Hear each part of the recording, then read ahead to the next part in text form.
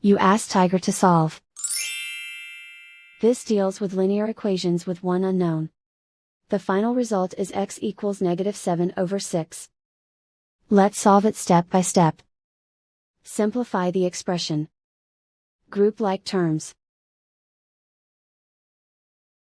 Simplify the arithmetic. Group all constants on the right side of the equation.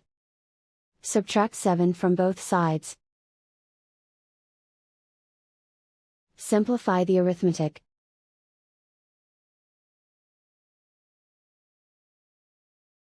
Isolate the x. Divide both sides by 6.